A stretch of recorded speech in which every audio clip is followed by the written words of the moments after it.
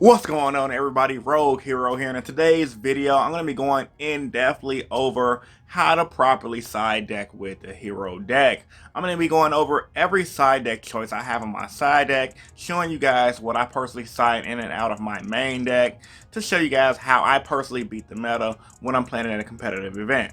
So with all that being said, let's get into it. Without further ado, let's begin. Alright guys, so here I go. I'm going to talk about the best cards to sign in and out for the hero meta matchups. Currently right now, I think can't nobody argue the meta is Virtual World, Zodiac Eldritch, Drytron, Altergeist thrown in the mix, as well as Dinos. Altergeist is probably the best rogue deck. It's a deck that hovers in and out of being meta in tier 2, so my side deck is catered to just that.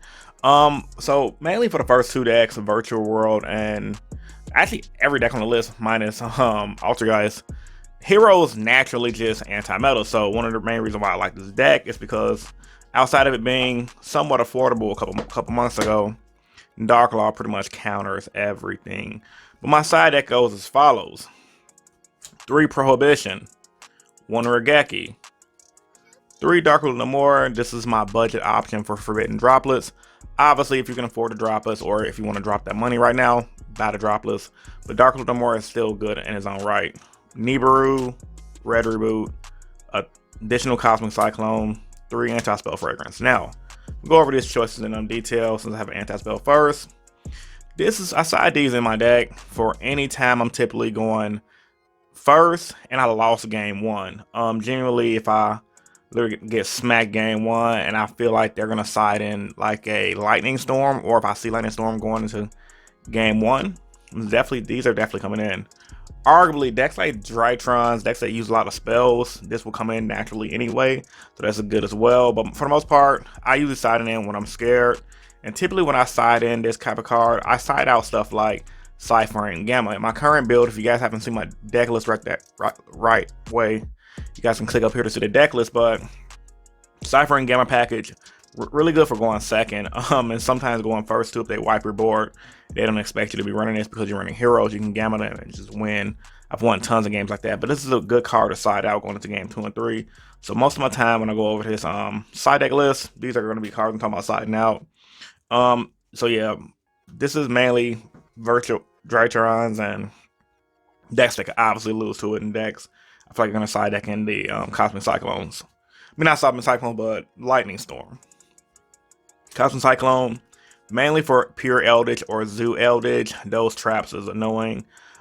Typically, if I side in one of these, I might side out one of the Gammas just to get myself more space. Or I might just side out, be honest with you, Reinforcements of the Army. Usually this is another card I side out as well, because generally when I'm playing heroes, I never really need the extra searching, especially considering we have Stratos at 3 and Fusion Destiny being arguably the best search card in the deck, because you can Fusion Destiny into combos like the Link Monster, which allows you to search out your hero stuff. But yeah, pretty broken. Red Reboot, this is clearly for Altergeist. Now people might say Chris, you're tripping, Altergeist is not meta. I disagree. Altergeist give heroes a hard time. For the Altergeist matchup into Reboot, that is. Reboot always comes in, and of course my Cosmic Cyclone comes in for Altergeist. That's 2 cards I always side in for the Altergeist. And also, now that I think about it, I usually side in Prohibition as well. Usually this 5 card setup will go in against Altergeist, and I'll take this 5 card setup out. Genuinely, this is going to help me going first, Prohibition, because usually they will side in hand traps like Nibiru. I've seen players do that before. Then not to mention as well, you can call their Multi-Faker. You can call all kind of cards that you can that can help you just outright destroy that deck.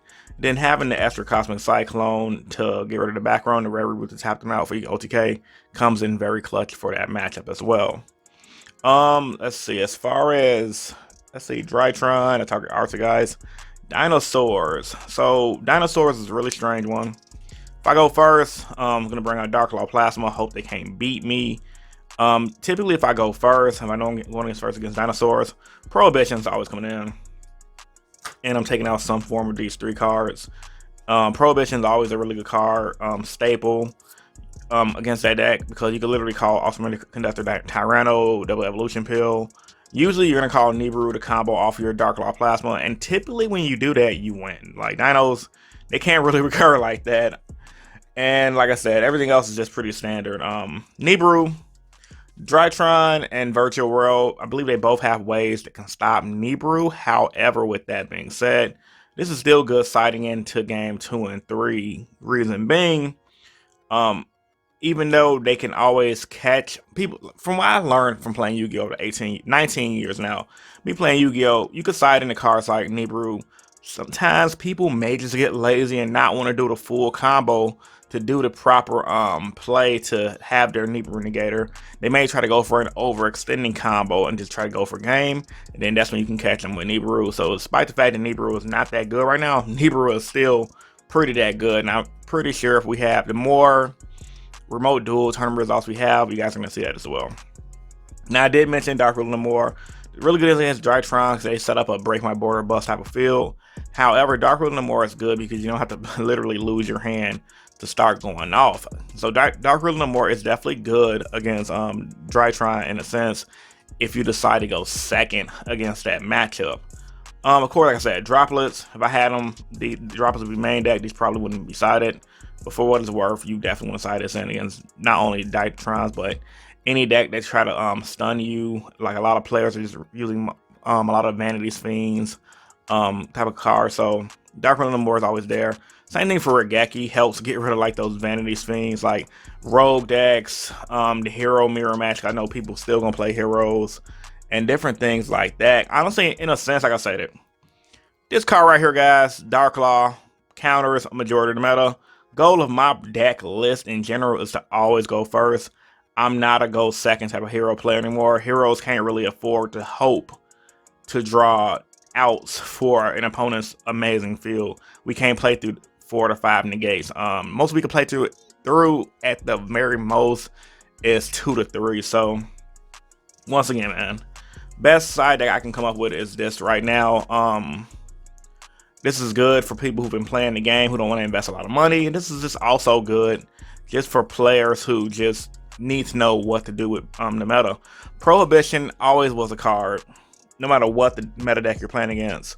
Prohibition always was a card that hero players kind of didn't like in the beginning. But I noticed ever since I started doing my profiles with it and explaining my reasons behind it, literally I've noticed an uproar in trending of Prohibition. And for good reason, like I said. Call that Nibiru, baby. What can they do? They done. Ain't nothing they can do. So, honestly, guys, like, decide what you want if you're going to play the hero deck, but I'm playing Prohibition until Nibiru is not a thing or until heroes get a consistent negate. Dark Ruler Namor is good for, like I said, Drytrons. Like I said, the game plan for most of these decks, the meta decks right now, meta in my opinion being Virtual World, Zoo Eldritch, Drytron, Altergeist, and Dinos. You're definitely gonna have you're definitely gonna always focus on going first, hoping to beat them out by Dark Law Plasma in their field and locking them out, and then you want to side into game 2 and 3. And most decks that side for Rogue, usually they're siding Lightning Storms and 3s, so you're gonna expect the Lightning Storm package.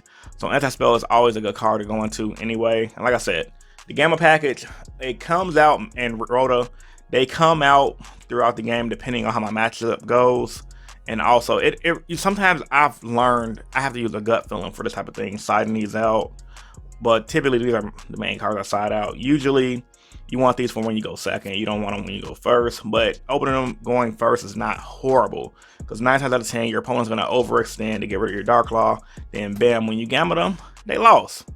Alright, guys. So, like I said, man, this is my hero side deck for January 2020 in a nutshell. Tell me what you guys think in the comment section down below. Like the video if you're new here and subscribe for more. It's your boy Rogue Hero and I'm signing out. Peace.